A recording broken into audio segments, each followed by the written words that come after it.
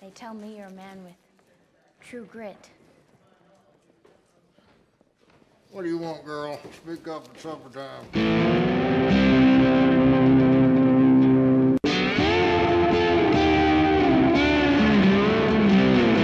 All right, welcome to the True Grit Podcast, the best dirt track racing podcast on the planet. We're so glad that you tuned in to listen to us tonight, and I'm your host, Shane Davis, former IMCA Modified National Racing Champion, and my sidekick, former World Outlaws guy, Pat Moore. Hey, how you doing, Pat? I'm doing great, Shane. Glad to be here, or look forward to picking up where we left off last week and having another great show. We're glad to be here. All right, and we've got the modified legend, Bob the Dominator Dominacki. Glad you're here, Bob. Thank you for having me. Yeah. And then we got the Big Boss Man. If you work here, you got to have a nickname. So the Big Boss Man, we called him Kelly last week, but we'll now refer to him as the Big Boss Man.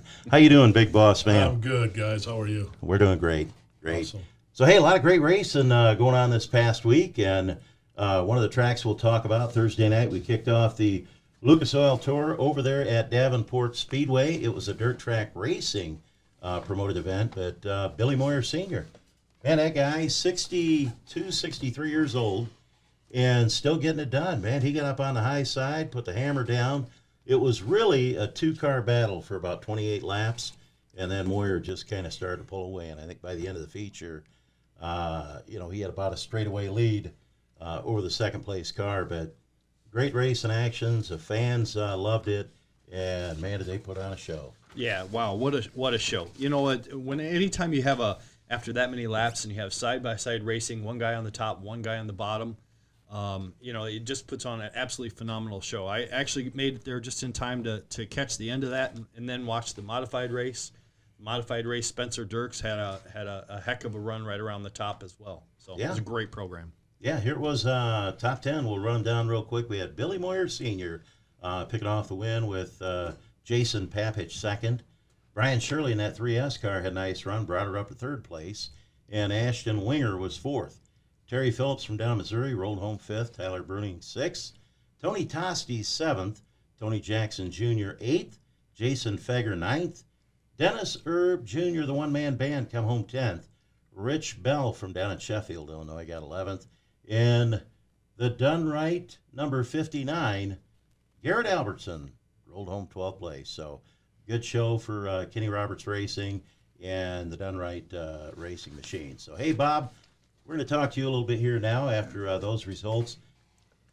Street stock, man. Have you watched Bill? I want to go back to Billy Yeah. Moyer for a second. Yeah. If you ever watch him race, he drives the car in the corner so straight, Oh, my turns gosh. it, drives it off, Yeah. never slides the car. Yeah. Just amazing. I watched him last year at West Liberty. Just made him look foolish. You know, guys that are guy- going in the corner sideways. He just drives it in, turns the car, drives it off. Did the same thing at Davenport. I'm just amazed by, like I said, they call him Mr. Smooth, but just his technique, and I heard he started in go-karts, and I think it's brought him a long way. Yeah, and you hardly ever see him make a mistake. You don't see him run over somebody or get in over his head or get in and lose the front end and push up over the cushion. I mean, a lot of times, typically older guys will tend to hover around the bottom and be more conservative. But he's still got that ability to be fast, no matter where he needs to be fast and be incredibly smooth doing it. Yeah, And, he did a and like great Bob job. said, you never see him turning right. That wheel was always right. He's always turning looks left. like he's in a push. Yeah, a but he little just bit, but man, drives it off, and like I said, tail very wasn't smooth. hanging, tires Right. ain't spinning. I mean, Exactly. that guy's still smooth. That's pretty amazing. Yeah, it was. Because Bob, we're right behind him in age, so Right. I know. if you can maintain that. I think I'm a year older than he is. I think You he's are. 61, I believe. Okay. I'm just turned 62 in March. Yeah, I knew he was about our age, and Bob and I both graduated high school in 1977, so we're about the same age. But hey, one of the things I want to talk to you about, we're going to roll back the clock. You start out in the street stock division. Now that white Mopar you had, Bob, what was that? It was a 65 Cornet that I got from Tuffy Morehouse. Okay. Tuffy brought it home from the junkyard, A1 used cars and parts. Yeah, Moline. Yep. There was a guy in Davenport over by the fairgrounds. I can never remember his name. There was like 3 guys that built that car, brand new, and then the partnership fell apart, and they took the parts off it. It had a cage built out of black pipe, Yeah. all welded corners and everything. The guy worked at Hempel Pipe and Supply or something. Yeah. Anyway, Tuffy took it out of the junkyard because he thought it was too good to scrap. Yeah. But after they got it home, and they like, well, it's too heavy to run what they were running, street stock or Sportsman at East Moline. So it was laying in his front yard in the gravel, and I used to go over because they race Chryslers and just kind of hang around. And Yeah. I'm like, what are you going to do with that? He's like, I need a set of heads. I said, I got them. So I traded him for that, and I thought I got in his pocket as much as he thought he got mine. So we were both happy, and my dad's buddy ran the junkyard, Cashway Auto Parts. Right. So I went out there and just said, I need a rear end and springs and steering box and all kinds of stuff. And Kenny got it out for me. The front shock towers were cut out. So I went out with like a soapstone and drew a round one bigger. So when I brought it home, I could set it over the old one and bolt it in because I didn't even own a welder. Oh my gosh. And I put the doors on with 1/8-inch pop rivets because I didn't know what a 3/16 rivet was then. Nobody in my family ever raced. Something I wanted to do. I had drag raced, and it was boring. You go fast I didn't have fast cars, 13, 14 seconds. Yeah. And then sit there for 2 hours and then do it again and lose first round. Oh, man. It just wasn't fun. So. So, Bob, I remember one night up at East Moline, I talked to you a while ago about that. Yeah. You're in that car. You're heading down the backstretch. You got that thing turned sideways. It turned around backward going into 3, and the whole field's coming at me. So I threw it in reverse, and I went through 3 and 4 backwards. It came out on the front straightaway, and I'm going down the front straightaway thinking, what am I going to do when I get to the next corner? So finally I turned the wheel and backed it in the infield, and when I did, the driver's door fell off, and I put it in first and took off. You ever have that happen, Pat? Probably not. I've done stupid stuff that I'm not going to admit on air. I tell you that much. I could probably top that, but I'm not going to admit it on air. Now, Bob, your favorite street stock you had of mine, was that like a 70 Dodge Charger? Yeah, the next year I had a 70 Dodge Charger RT RT. Yep, it was a real RT. Real RT. I bought it out at Everett's Body Shop. I had bought the car twice. I bought it once when it was a full street car, but the left front fender was gone and the hood and the front bumper were bent. It had been sitting in a guy's backyard for a long time, and I got it home. He hadn't found the title yet. I got to looking at it. The motor was stuck and the brakes didn't work, and I'm like, you know what, this is going to be way too much work. So I took it back, and I think I gave it like $135 for it. I said, give me $100 back, and I'm going to leave it here. Okay. He did. The next time I saw the car, it was at Everett's Body Shop, completely gutted. Okay. Motor, tranny, interior, everything was out of it, ready to be a stock car, and I gave Everett $35 for it. I brought it home and turned it into. I took the roll cage out of that white car. Yeah. And I sawzalled it in half, and then cut the middle, like right by the upper corners, by the windshield posts. Yeah. I cut it in 2 places, and I sleeved it back together with muffler pipe. Hey. Put it in that car, and safety was a big concern back then. So I remember doing the same thing, Bob. That's just the way we did it. Right. But that thing was black and silver. It had a red number 5 on it. And it was probably the prettiest street stock I ever seen. And, Bob, you're a Mopar guy. Right. If you had that car today, I mean, what's that thing worth? Big block Mopar, RT? I've seen them advertised for $80,000. Yeah. Wow. They're way out there. And, I remember one of the cars I had back then, I had a 67 Chevelle SS, and it was 396, 4-speed car. And you could buy cars back then for $500, and that nobody wanted muscle cars. They were gas guzzlers. Yeah. And I literally beat the windows out, put a roll cage in it, and I went racing. And I left it red. The car was red. And the guy come up to me at the racetrack, and he said, "Man, I'm restoring a car like that, Shane. Can I buy all the badging?" And I said, "Sure, when the races are over." Well, we're at East Moline Speedway, baby. And it was hammer time. And I remember Al Antone lifted a little early going into the turn, our heat race, and I wrapped him, and all that SS Chevelle badging went flying over my roof, and I didn't get to sell anything after the races. But so, Bob, coming up after that, IMCA says, hey, we're going to start running modifieds. And That was 84, and there you go. after the whole year 83, it took 2 cars to finish that year for me. The black car, the front end broke off of it.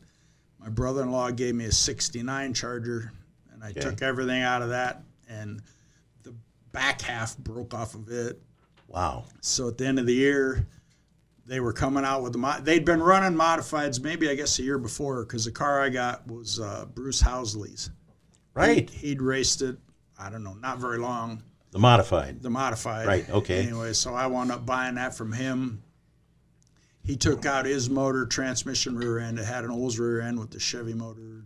Okay. And then when I got it, I put a Chrysler rear end under it. I wound up taking it to Rogers Welding, and Gary Webb worked there, so he made a deal with me. If I put brakes on his girlfriend's car, he would put motor mounts in that to fit a Chrysler. So That's a deal. that worked out really good. And then when I got it all done, he scaled it for me once, and it was really a big help. Now, Bob, did that have a 383 in it? Yep. I So- took that motor out of the Bomber. Yeah. It was a dish piston 383. I had run it. I got a black 66 satellite I still have, but I'd run it on the street with nitrous on it, and it started to spin a rod bearing. So I pulled it out, and it was sitting on the floor in my grandmother's garage. Okay. And Rich Cummer used to Richie. own Webb's car, race shop, Right. all Anyway, that stuff. Yeah. One day he says, "Hey, I got a 383 crank laying at my shop. Do you want it?" Are you kidding me? And he brought it down, and it was surface rusted really bad. Okay. But I took it to AutoWise. I said, "Can you polish this?" And when it came back, it had like low spots in it. I'm like, well, it'll hold more oil that way. Yeah. So me and my buddy, I didn't own an engine stand, didn't have a ring compressor. Right. We pulled the crank out of that motor sitting on the floor without it. I don't think it had heads on it. Okay. We got the crank out of it with all the pistons and rods in the block. Wow. And then we got the other crank anyway. We get all the rods fisted around the crank, and it won't set down in there all the way. Shit, we had it in backwards. Had to take it out, spin it around, set it back down in there, and bolted it together. And I put it in that Bomber, and it ran and it ran and it ran. And like I said, when I took it out of the modified, I lost like 150 pounds off that motor between cast iron exhaust manifolds, cast iron intake. Yeah. And then I had a cast iron 4-speed that I had one of my buddies change the main case to an aluminum case from an overdrive. Sure. But then I get the tranny all done, and I go put it in the bell housing. It won't fit.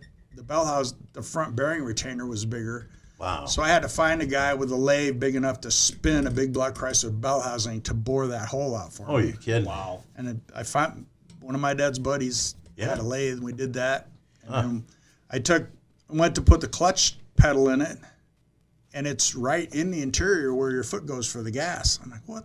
Anyway, I wound up cutting a hole in the bell housing and running the clutch fork out the passenger side and running a hydraulic slave cylinder on it. Wow. So that I had room on the interior, put a set of Roadrunner headers on it, and There you go. Nice. I remember one thing, Bob. You know, when I raced against you back then, and this is no kidding. You know, I'm running a small block Chevy, and I think I had a 327N. Dan Norton and I, whatever we found parts for, we'd put it together. But you were not gonna beat that Chrysler down the straightaway. Man, that thing thundered. You hit the gas, and I mean, I couldn't even hear mine running. I had to look at the gauges to see if it was still running. That thing was loud. right. And I always wound up overdriving it into the corner because it never turned, and everybody else was always getting away. So That was the only hope we had, Bob. learning to run the top and overdriving going in just kind of helped me over the years when I started being able to drive better stuff. Okay. Hey, Pat, let's get back to the Friday night show down at Burlington. Yes. The prelude to the Slocum. Yep. You know, that was a heck of a race, and Brian Shirley, he really got things turned around. You want to give us a rundown on that thing? In the A main, Brian Shirley kind of put it on him, it sounds like. Bobby Pierce ran a good second. You know, Bobby was there all weekend long. He ran real well on Thursday night. He was there again on Saturday. We'll talk about that in a minute. Billy Moyer continued his good luck in a third place finish. Tony Jackson Jr. came in fourth. Right. Frank Kekanes Jr., he's always a powerhouse. He ended up fifth. Ryan Unzicker ended up sixth with Ashton Winger ended up seventh. So all in all, it was a great show. You know, I've always liked Burlington. It's a great racetrack. They put on absolutely phenomenal races down there, and I think Friday night kind of continued that. Good. So, Good. yeah.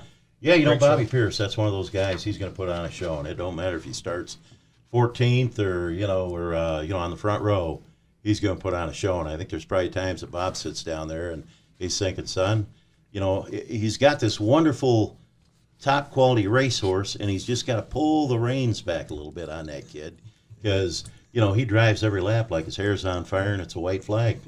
He he put a slide job on the 19 car, Gustin. And Gustin wound up on his lid. Oh, Yeah. I've seen that on video.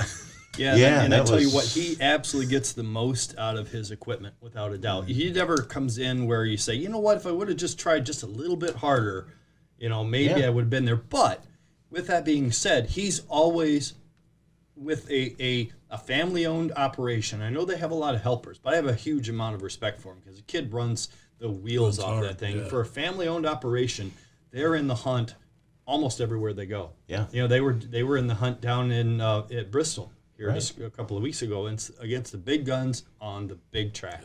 Yep. You know, they go down to Farmer City, Illinois, and they're right in the hunt down there. Right. So you know, he absolutely gets the most out of his equipment everywhere he goes. Saturday night, the man from California That's right. grabbed the big cash. Justin Papish brought it home. Actually, it was a great race. He won. Tony Jackson Jr. got second. Garrett got third. In the done right car. That's right. And I'm going to tell you what, he's got that black diamond humming. They came out, the chassis and the suspension is totally different from the car they had. That Maya won the championship with. Yep. And so we knew it was going to take some seat time. But, man, Garrett's got that thing humming. I mean, he has really come a long way in that car in a short period of time. Yeah, he's definitely got it dialed in. And I tell you what, he was just absolutely silky smooth. You know, watching that race, he actually didn't look that fast, and that's a compliment.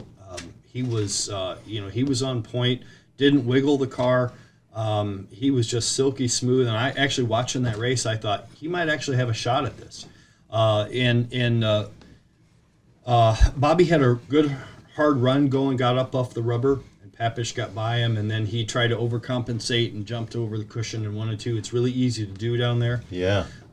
There's nothing, if you're not familiar with Burlington, there's no wall or any retainer around turn 1 and 2, and it's really hard to see the top of the racetrack.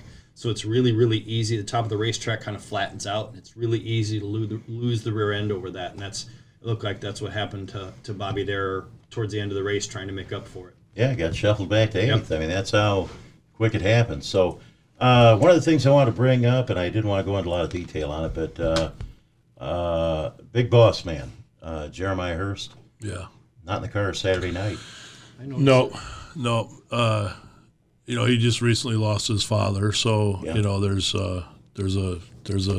a soft spot there, obviously, because there's a lot of racing that he was very heavily involved with Maya's racing. So prayers to the family. I know it's tough, and hopefully he'll find his peace and be back. But I get it.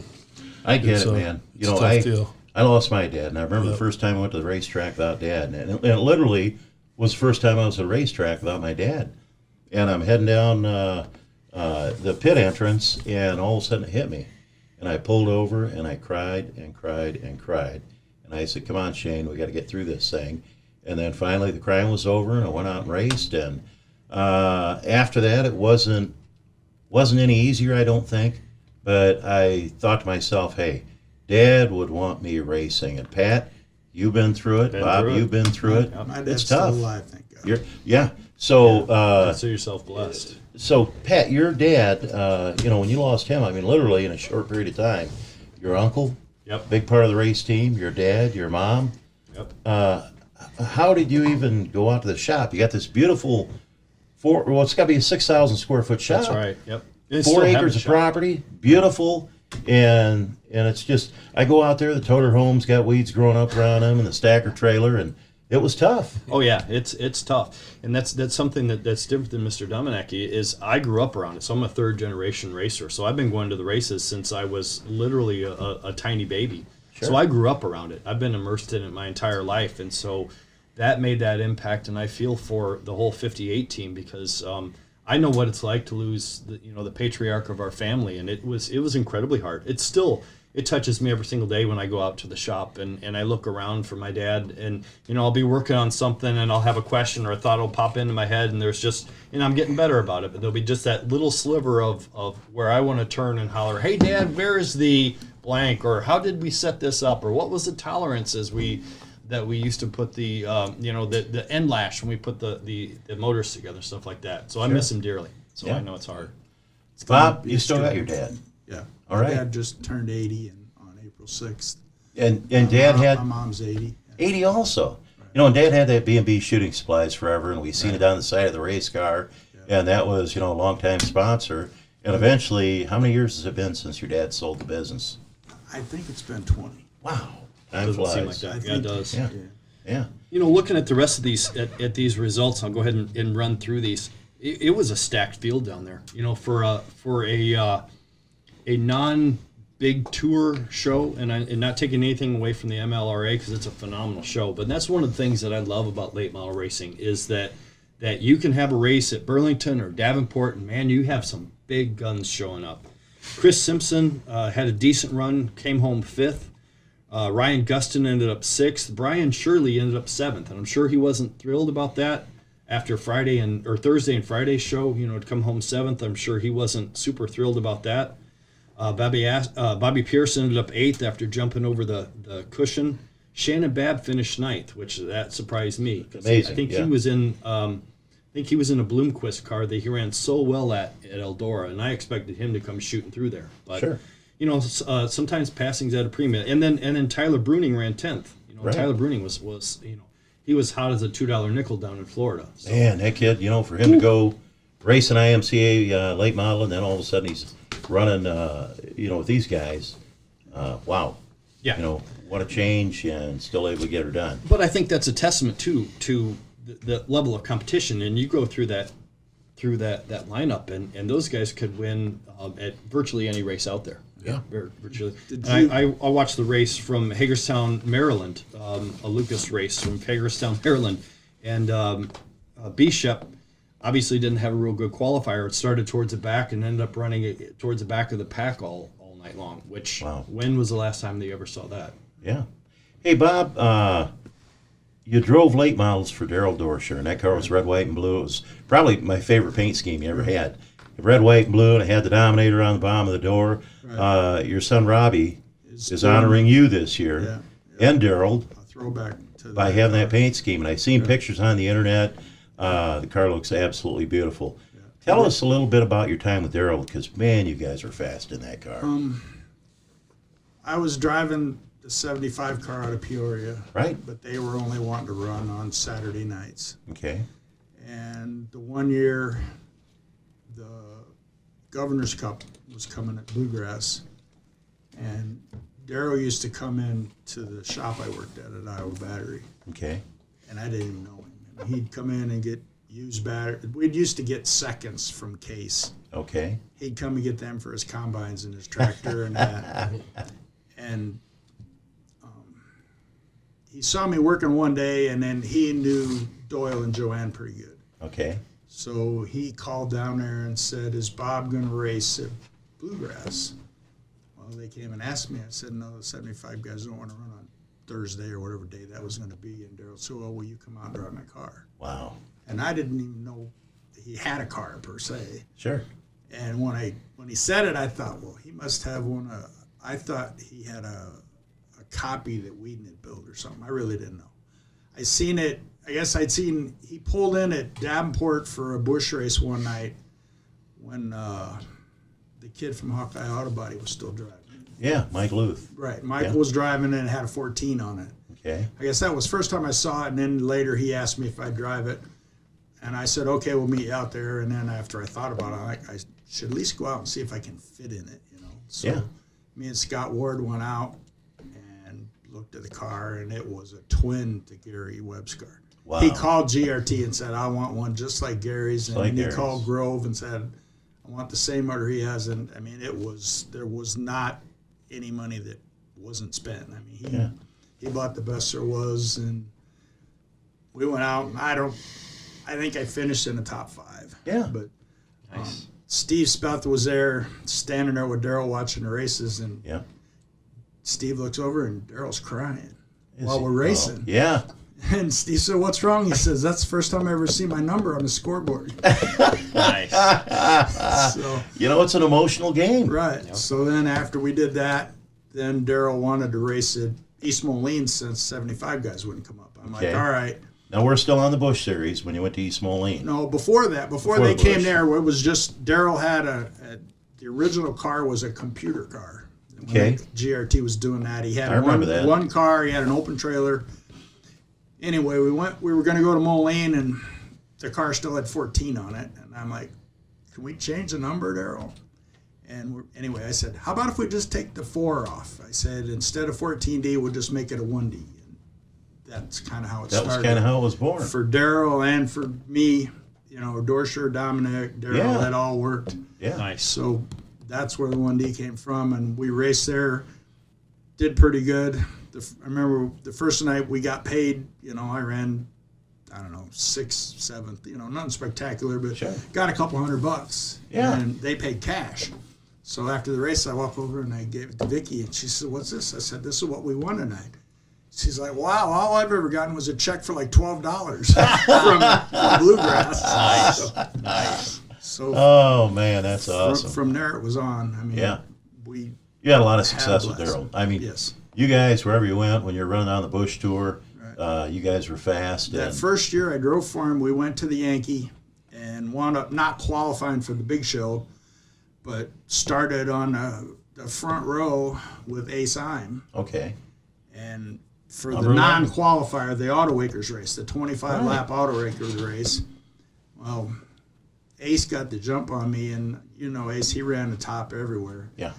Ace had the lead, and I passed him on the outside, going through 3 and 4 at Farley, and then wound up winning that race. And, Oh, my gosh. yeah, Daryl was very excited. He had a few beers. It was, I bet he did. Hey, good for him. Yeah. Hey, another car I want to talk about. You and I both drove for Earthquake. Yep. And when Steve Lance Sr., you know, he was a logger. This guy carried chainsaws around for a living. And I carried a briefcase. And I remember the first night I got in that car, it didn't have power steering.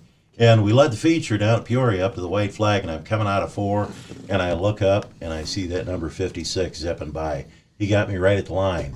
So I said to Earthquake, I said, man, you got to put power steering on that car. When you drove for him, Bob, did it have power steering on it then? yeah, I believe it did. When I first started to drive for Harold and Tuffy, Yeah. that car didn't have power steering. It had a big black Chrysler in it with a stock stub Camaro Yeah. and no power steering, and they'd put Ricky Wages in it, and he's like, I ain't driving this. Yeah. Man, you had to be a man, Bob. Right, and then they had Randy in it, and Randy got in trouble, and then they finally came to me. They said, listen, will you just make a couple laps so we can get our $100? Yeah. I'm like, all right. You couldn't already turn it. So I think I drove it like that first year, and then over the winter they switched it to a Chevy and then put power steering in it, and then I continued on. But if it hadn't have been for them put me in there, I would have never got the Earthquake's car. Yeah. I didn't Ain't that know something? Earthquake when he called me. He Okay. called, said, do you want to come down to Peoria and drive this? I'm like, all right. Hey, Bob, tell everybody out there why they called him Earthquake. He was a big boy. He was, I don't know, Donnie was 350, 400 400? pounds. Yeah, Donnie was a big boy. yes. Big boy. He Yeah. was a big boy. I'd seen the car when I was still running bombers at Moline. He would bring that car in, and I think Catherine was driving her to Right. you. On the roof, it said, whoever. Yeah. And I walked over one night kind of being a smartass, and I'm like, where do you sign up at? And he just looked at me. Little did he know, 3 years later or whatever, I would be Nice. driving that. Oh, my God. I drove it, I think it was in 91, 92, but I remember, it still had whoever, and I said, what do we got to do to get our name on the roof? And he said, we're not going to talk about that. Right. He said, drivers usually don't stick around long enough to get their name on there. But that I remember that. He was That was on a funny. shoestring budget. I raced We raced one night at Princeton, and the car got hot, and I pulled in. The race wasn't over, and he chewed me out. What are you doing there? I said, it's hot. He said, I'm going to tape them gauges up. He said, you don't pull until it quits running. So I went out, and the next week I blew it up. Yeah. And I pulled it in. I said, if I'd have pulled in when it was hot, we could have raced next week. Yeah. So That's funny. then he calls me a few days later. He said, here's a phone number. He said, you call this guy and tell him you're available. I said, what? He said, it's Bill Barneywald. Okay. Bill was like the mouthpiece for the guys that knelt in their car in Peoria, the 75 car. Right. He said, you call him up, tell him you're available. So I'm like, all right. So I call him up. I'm like, is Bill there? Yeah, this is Bill. I said, Donnie said, I'm supposed to tell you I'm available. He said, you bring your helmet, come to Peoria Saturday. Okay, so I get to Peoria, and it's sprinkling. Ray don't want to get the car out of the trailer. Don't want to get it dirty. Finally, it kind of quit raining. He gets the car out. I take it out to pack the track, and it starts heating up. So I pulled it in. I said, Ray, it's getting warm. He said, I forgot to fill the radiator after last week when the barefoot guy drove it, whoever that was. So then it rains out. So then they called me later in the week, said, we're going to go to West Liberty. Bring your helmet. And I'd race at West Liberty 2 or 3 times, maybe in a modified a little. We go there, and they put me in the heat race, and I'm starting right by Gus, and Bowley's right behind me. And like 6 laps into the 10 or 8 lap heat race, I'm leading this thing. Because I'm scared to death. Them guys are chasing me. That's the only reason I'm going so fast. And all of a sudden, it smells funny, and it blows up. Oh, man. I coasted in the pits, and I'm thinking, well, I guess I'm done. I'm not going to drive this anymore. They were ecstatic. We never seen anybody go in a corner like that before. You bring your helmet again next week. So I wound up driving it for a couple years. Then Ray went back and drove it for a year. And that year, I drove for Jack Ehlers in the 11 car, and then I went back and drove for them another year and a half. And you had a lot of good runs in that 11 car, too. Right. Yep. That was Gary Webb. That was a brand new GRT, and it came to town when Gary brought his first GRT to town. Okay. So it was him and I racing him at Moline, and then I did well with him. I don't think we won any races, but it ran good, and that's when Bobby Tolan decided he had to buy one for Robbie. Right. Right. And Rob got one, but yeah, it was a really good car. Oh boy! And then that was in, I don't know, 94 maybe. Right around there, I'd say. Right. Yeah. Anyway, the car set for almost 6 years. Jeff Morris raced it the year I was driving for Darrell, like 99, and I won the Busch race at East Moline with Darrell's car. I remember that. Jeff Morris qualified that car, but they didn't finish or something. And then next year I wound up buying that from Jack, and I ran it as my own car in 2000. Yeah, that was a beautiful car. Right. Hey, Marshalltown. Last Saturday night, they had the Malvern Bank Super Late Models roll into town. And, of course, when we have them at Davenport Speedway this year, it's going to be the Hoker Trucking East Series. So Jeff Ike picked off his first win of the season, started 5th, rolled that thing up to the front. Jeff from Cedar Falls, Iowa, former IMCA late model national champion, driver of the number 77. I believe that's a Kai car. Picked off the win. Luke Pesca, real good run for him. He came home 2nd in that number 99P. Justin Kai, the Flying Farmer, started 10th. He drove that thing up to a 3rd place finish in the 15K. Dave Eckrich was right behind him. Next up in 5th was Richie Gustin. And then we've got Jake Neal, the number, Jake Neal, is he running the number 1 car now, I believe. Luke Godert finished 7th from Gutenberg, Iowa. 8th was Jesse Sobbing, the number 99. He lives in Malvern, Iowa.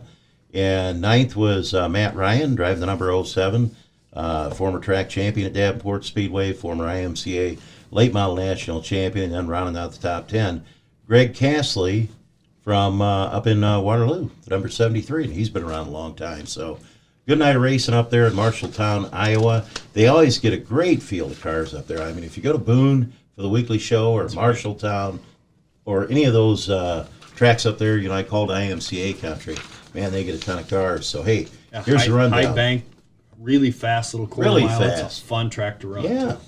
IMCA Modified Top 10, Tom Berry Jr. He won the IMCA Modified National Championship last year. Actually run one night at Davenport. Was checking up for a lap car, spun, had to go to the rear, but the feature was his to be won. The number 11 X car, Caden Carter. Oh, he's quick. From Oskaloosa, Iowa, he finished second. Third was Joel Rust. Fourth was Kelly Shryock from Fertile, Iowa, the number 3 car.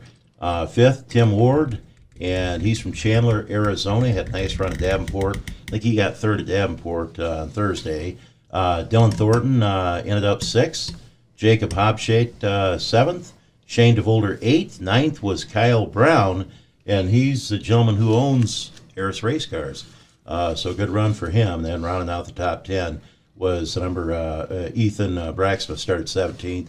Rolled her up into 10th. He's from Newton, Iowa, driving the number 111. So good night of racing, great car count, great way to start the season up there in Marshalltown, Iowa. So, Bob, now we're going to roll up into the era when you had the Stealth Modified, Mike Whiteman, and tell us a little bit about that, how you got with Mike. I had a GRT Modified in 2000 when I had the late model. I met Mike. He was running a parts truck at Macokota, and I used to see him there, and he'd have bumpers and stuff sitting around. I didn't know what all he'd done, and then, I don't know, we talked. Anyway, at the end of that year, he said something to me, I guess, about building a car or something, and I made a deal with him. I said, you can copy my GRT if I get the first one off the jig, and we made that deal. And then later on, he said he wanted a late model, so I traded him my late model for a complete roller modified. But Mike's been doing my cars for the last 20 years. If it wasn't for him, and if it wasn't for Ronnie Williams at Autoruns, I would have never been able to race. Both of them guys put me on the map and made it so I could do it, because otherwise there would be no way. Like I said, I owe both of them pretty much my career, and I'm very, very happy to know both of them, and really happy to have had their help over the years. Yeah. And Ronnie, he's the kind of guy, I remember my brother, we'd got an engine from another machine shop, and we had trouble bending valves. Motor ran like Jack the Bear. And so Ronnie Williams come over to the car, and it wasn't his motor. He said, hey, bring that thing over to my shop tomorrow, and we'll figure out what's going on. Because we had taken it back to the competing shop, and they weren't able to figure it out. Well, Ronnie figured it out. He ended up making some changes on it. We changed cams on the motor. And, we had a good run the rest of the season with that car for my brother. And that's just how Ronnie was. I mean, he come over and helped us out. He didn't even sell us a motor. And then Mike Whiteman, with those Stealth cars, I looked him over. You had a Stealth. Morris had a Stealth. And, I mean, the two of you sold a lot of cars for Whiteman. And those cars were built, they were safe. And that I said to myself, if I ever got back into racing, and that day is come and gone. But at that time, I thought if I ever get back into racing, I was doing Stealth's website for them. And I would buy a Stealth because, you get a little older. When you're young, you're crazy. You don't think about, ever getting hurt or any of that kind of stuff. You get a little older and you think about that stuff. And those were just very quality, well-built cars, and they were bullet fast. I've had several of mine upside down, landed on the cage. Yeah. And I had one where it made a perfect imprint of the cage in the roof. Yeah. And I got out, and it was at Davenport, and I had brought 2 cars that night for whatever reason. Yeah. And the lady in the ambulance says, I said, I want to go. I said, I got another car to race. She said, well, we want to check your blood pressure and then you can go. I said, my blood pressure was high when I got here. I said, that ain't gonna help anything. So, oh my God. Yeah, his cars have been fantastic. I said, he's done so much. Him and Ronnie, it's really been amazing. We got a lot of people out there listening tonight, and I know last week, I think when I looked at the ticker, we were at like 3,060, somewhere around there, so real good crowd last week. If any of you have any questions you want to ask Bob Dominacki or the Big Boss Man or Pat or I, feel free to type them in, and we're watching that on an iPad right now. We'll be happy to answer you. I have a question. Yeah, go ahead. I was told to ask you about what happened to your radiator in Knoxville. There's got to be a story there, right? It's pretty good. We went to Knoxville, Illinois or Iowa? Knoxville, Illinois. Okay. And we got there, and there was a torrential downpour. But I think it was the fair race. Okay. Well, when it's the fair race, they don't want to pull the plug. They want to race. So they brought the grader out and graded all the mud just to the edge of the grass on the inside straightaway. All right. And I don't know if it was a heat race or the feature, but I'm going down the back straightaway, and somehow I got bumped, and the car straddled that mud pile. And the mud came through the nose piece and wrapped the radiator around the front of the motor. Oh my God! I was so mad. I got the radiator out, and I took it up and I threw it at the judge's stand. And then 10 minutes later, I told my pit crew guy Kelly, I said, you know what? I said, I'm going to need that radiator cap. I said, can you go back and get that? Oh, we got a question for you here, Bob. Let's see. We've got Barry Croft says, ask Bob how big a hood scoop he's bringing out on his car this year. Yeah, we don't want to go there. There's a video going around. There was a wreck at Dubuque last year. Okay. I don't know if you guys, there's probably a video somewhere. Yeah. First lap, come out of turn 2, it's a dust bowl. Oh my gosh. Going on I hate back straightaway, everybody's wide open.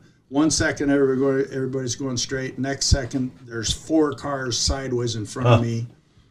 I swerved to miss them, got on the brakes, and I caught Sean Rupp's car with just the right front tire, and it broke the steering to where the car went down, and the tranny was stuck in gear with the idle pretty high, and it didn't want to stop. I finally got it shut off almost to turn 3, and he's flipping out, whining because his car's junk. Well, his car was junk because he ran into the guy in front of him, and then he's sideways on the racetrack. Yeah, what are you going to do? You can't see him. I said, I caught him with the right front tire. There's a video where my car still got front bumper and a nose piece on it. He's down there screaming and hollering, and I told him, I said, it was so dusty I couldn't see. And he's like, you need to get a bigger hood scoop so they all think it's a big joke. Here we go, Bob. Well, you know what? Here's what I say to them guys. With all the races you've won, and I'll tell you, it's like, whenever I announced, I don't know how many of those cheater races that you've been in, Bob, and you always won the cheater race, and I thought every time you pull into the pit area on cheaters night, I'd say, well, who's going to get second tonight? Because I knew it was going to be you. I mean, you've won. How many of those do you think, Bob? One. Have you kept track? No, but probably 16, 17. Yeah. I didn't win come them on. all. I've had flat tires. It's so much fun that it's easy to go out and heat race and blow it up because you just hold it to the floor and steer. It's like, for me, it to be as close to running a sprint car as I'll ever get. But that's what it feels like, and it's a blast. But I've had mechanical failures, and then I've just gotten outrun. I said, you can't win them all, and I'm used to that, and I understand. But the ones, what was the weirdest thing was over the years, I used the same sideboard for all them years. I got maybe $150 with aluminum in it, and it's made, I don't know, 5,000. Yeah, come on. And nobody will build one. And nobody will build one. Right. You're the only guy that come out every night or every year cheaters time with that big old sprint car win. Yep. Right. Hey, got a guy here asking you, and of course it's Barry Croft, but he says, ask Bob who his favorite DeBille parts guy was in the old U-Haul days. Well, So of course it was Barry Crow. it was Barry, yeah. And we got another person in here too. Let me scroll down here. Brian Copeland from Sarasota, Florida, formerly Bettendorf, Iowa. And then I also see Bev Schmal Thorman, who for a lot of years, I know Bev. Yep. Bev was, got to be one of the biggest Dominacki fans out there. Yes, she she had her was. favorite spot. Yep. She On sat the in every bleachers at night. East Moline. Yep. Yeah. And so, a lot of people out there tonight, and, the people out there asking questions, thank you very much for that. Yep. So, Stealth Modified, man, that Mike Whiteman, he built some cars for you, and you and Morse were probably the most responsible for selling all those Stealth cars. You guys were winning them all the time. His quality and workmanship helps sell them. I mean, you can put somebody in a car and they might go fast, but if people look at the car and it doesn't look like a quality piece, they're still not going to buy it. Yeah. And his welding and sheet metal work is some of the best I've ever seen. Nice. He's really good, and like I said, I've had them painted. I guess I painted some and had them powder coated, and Jason Round up there does a great job of powder coat. And like I said, Mike builds a great car. So Bob, you and I are the same age, 62 years old, and where do you go from here? You're going to run a full schedule this year. Yep, I'm retired now.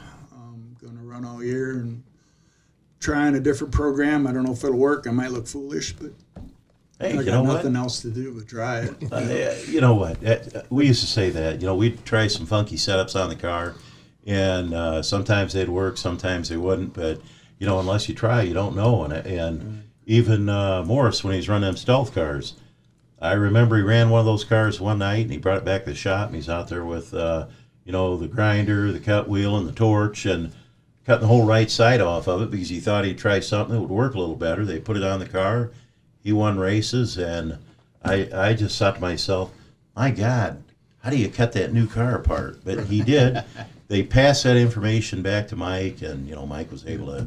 Yeah, integrate it Mike into his had car. several different versions. To be honest, when I got my first GRT mod, the year before I went down to Burlington when they had that 10,000 to win modified show, and Ramey won it. Ramey won it. I remember But that show. there was a guy down there from Minnesota named Bob Tim. Okay. His son, I think, is running in that MLRA, that 49 car. Yeah.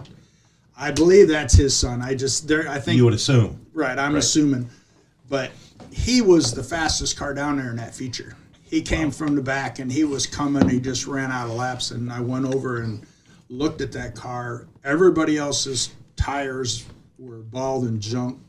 His right rear still had tread on it, and I looked under the car, and it was a 4-bar car with a pole bar in it and had a J-bar on it. Wow. And I'd never, ever seen one. Yeah. So I called GRT that winter. I said, I want a 4-bar car with a J-bar and a pole bar in it. And the guy said, there ain't room to put the J-bar mount behind the seat. I said, well, you build me the car and I'll put my own mount in it. And the first one I did. And then I think they started actually doing that later. But when I first did that, you put the pole bar way down in the front, and at West Liberty, the car would lift up off the rear springs and then teeter from side to side. I want to put a stock front sway bar on it because I couldn't drive it. It was so scary. Anyway, it finally got better, and I don't know, like I said, I don't know how we stopped all that, but from there, that's, like I said, when Mike built one, it was that same thing, J-bar with a pole bar in it. Man. They were just fast. Yeah, I want to talk about Davenport Speedway opens up for weekly racing this Friday night. Got a great summer of racing planned over there at the Speedway. Ricky and Brenda Kai have done a wonderful job. Kohler Electric, Hoker Trucking sponsors that season opener over at Davenport, Iowa.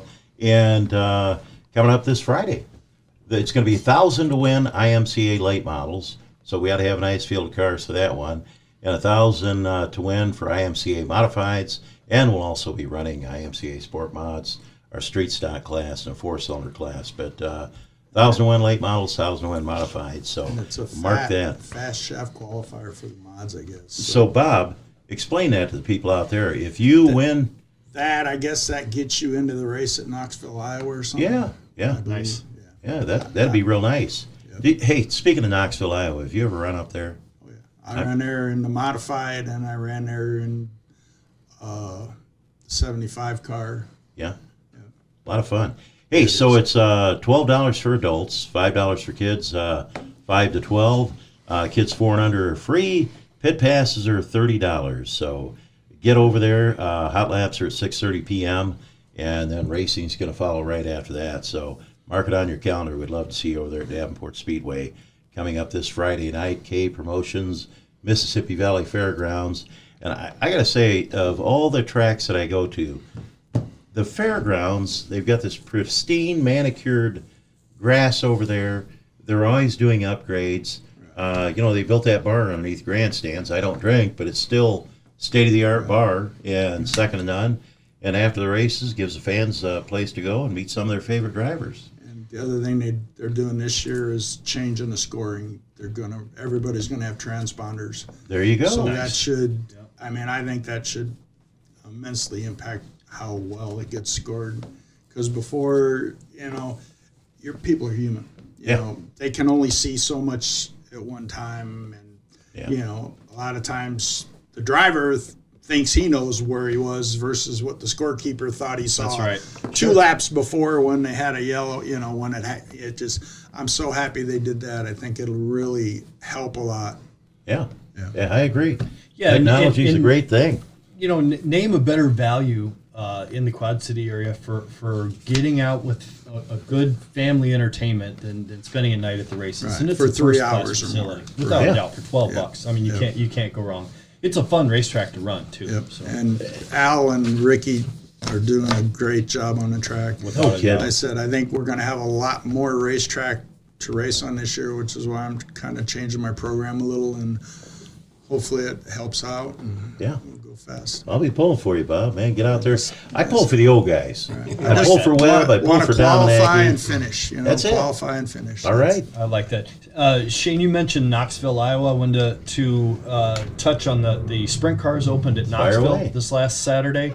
The World of Outlaws rained out, so there was some travelers ended up showing up at Knoxville Saturday night. It was a great program. They had 47 410s and like 37 360s. Wow. As well as they run a what used to be the 305 class. They also had a handful of those. Sheldon Hunshield actually ended up, the World of Outlaw regular, made a last lap pass of Gio Selzy coming down the back straightaway on the white flag lap to actually snatch away the win. It was a phenomenal show. Man, that's great. Gio ended up second. Austin McCarl ended up third. Another great, I think it's the 68th yearly program at Knoxville, Iowa. It's Bristol this weekend now, right? That's right. The Outlaws? Yep. Yeah, that'll be fun. Yeah, I tell you what, that's one that I marked on my schedule. I would love to go down to it. I'm not sure I'm going to be able to make it, but yeah. Do you think they'll get under 10 seconds? What did the late models do? I never heard what their fast time was. 15, 14, I think. Yeah, they're in 14. It's 14. 14, high 14. I think it was, B-Shep NASCAR ran, it was just under, was it 13.9? I was thinking or was it 13 14.9? something. Yeah, Yeah. 13.9. I think Crazy. B-Shep was fast time. They told us what the fast time was. It was a pavement sprint car with a wing on it or that's something. right. I don't remember what he did. It should be was impressive. frightening fast. So I'm expecting they'll run at least in the 12-second range. That's crazy. And fast. this That's is about an 170 invitational. mile an average, isn't it? Yeah, and they'll go fast enough around there that they'll actually be going faster around there than you can actually see. Especially on a bank track like that, it's hard to actually see far enough ahead to be safe, which is one of the reasons why this is an invitation-only race. So, and that's one of the things maybe not all viewers know or realize, that most sprint car races are open to anybody. Bob, if you want to buy a sprint car, you can buy a sprint car and show up and you can race. Right. And there is Sweet. no qualification or license or Kelly? anything required. Yeah. This is Not too a late. special opportunity. There you go, Kelly. Yeah, right. Big boss man buying No, himself a sprint that car. would be a bad idea. I think That's with right. them wings, them guys, when they go in the corner and start to turn it, they probably can't see the exit of the corner. You can't. You're just can't. looking at the track, and about the time, if there was a wreck, by the time you get the car turned and see it, it'd be over. Well, Oh, and that's we have the same issue at Canton, Illinois. The same issue at Eldora. On the banking, the cars go so fast that with the wing, you actually can't see. So if you imagine, you're running almost on a wall, and so to look up the track, you're actually looking up this way, and you actually can't see far enough ahead to be able to not hit something. Our So let me modified ask to you. get that way sometimes. I mean, you got to, like I said, get we that usually way. run tape to keep the sun out of your eyes, but there's a point where you got to pull the tape up because when the car's in the corner, you can't see coming out. See it. I can see that. Pat, when you were in the Knoxville Nationals and you're in a B main, Yep. and Doug Wolfgang dumped it, and you run over him, Yeah. could you see him? I mean, I'm just asking. It a legitimate happens so question. fast that Knoxville's flat and round, but it happened so fast that honestly, he was upside down and I couldn't even react before I hit him. Yeah. So Okay. and that's one of the things, especially in sprint car racing, we have such big tires and they water the track so well that the fans don't realize how little that you can actually see in these cars. Okay. It's, so watching a race like the Outlaws were they were at Kokomo, Indiana last weekend, and those guys just put on an absolutely phenomenal show. And knowing how little they can see when in the cars, it's scary. It really is scary. Put on a great show. But this last weekend, USAC, the non-wing cars, actually ran supposed to run a 3-day show. They were supposed to run Friday, Saturday, and Sunday. Friday, they ran at Bloomington, Indiana. Kevin Thomas Jr., KTJ, ended up taking a great win away from Brady Bacon. Okay. Brady Bacon, who's got a lot of diversity, ended up second. Kyle Cummins was third. And then on Saturday night at Hopstock, Kyle Cummins actually came back. He's, if you guys have ever run Hopstock, Indiana, it's a paper clip, real fast, greasy, but kind of heavy little bull ring down in very southern Indiana. Kyle Cummins is kind of the master down there. He ended up bringing home the victory. So it was a great show. Speaking of Victor, Soppy got a couple this last week. Yeah, how do you like that? He's on fire. He got that car figured out. Yeah, Got that thing out. What kind is that? Boy, that's a great That's question. a done right car. That's it. That is a done right car. Okay. Yeah. So that's why it's important. I want to one more thing. One person I want to thank, Corey Condon, that took over Auto Rons. It's now called Auto Rods. Yeah. How's he doing down there, Bob? He's doing good. He's doing stuff on my motors, my open motors. He does a great job.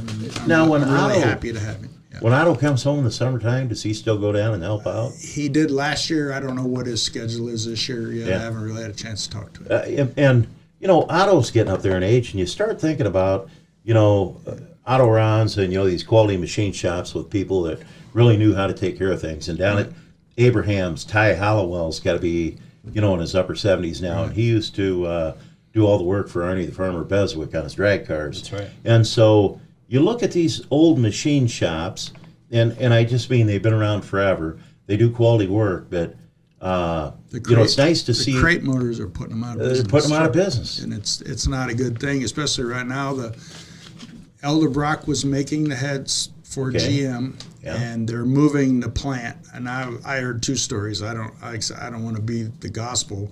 I heard one, they were moving the plant in California to another place in California, and I also heard they were moving to Mississippi. Okay. But right now, there's no GM crate motors because there are no heads. And then Gary Myers said they're having problems getting cam cores to grind cams into. Okay. Wow. So they're having problems with new cars getting chips for them too. Yeah, So, can you believe that? like a big problem I hear that they're stacked up. The new vehicles are stacked up waiting on computer chips. Bob Erickson Chevrolet gives us our same pace thing. car over at Davenport Speedway every Friday night, and I was out talking to Ray Jefferson. He's an old street stock driver, and he's a new car manager. But they literally have the cars parked front to rear bumper out there because there's so few on the lot they can't get them because of the chip problem.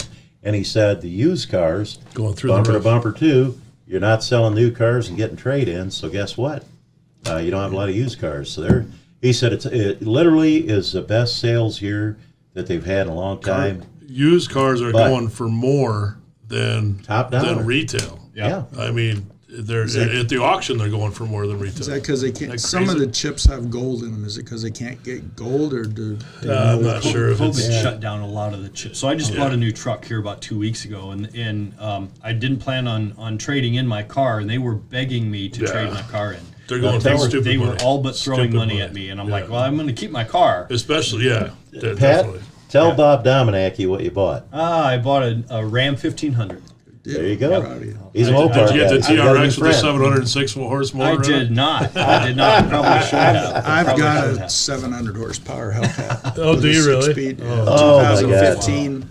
And I was telling Shane, I've got a 66 Plymouth Satellite that had a Reese hitch on it in 1983 or 82 that I used to tow my stock car to the track with. I still have that car.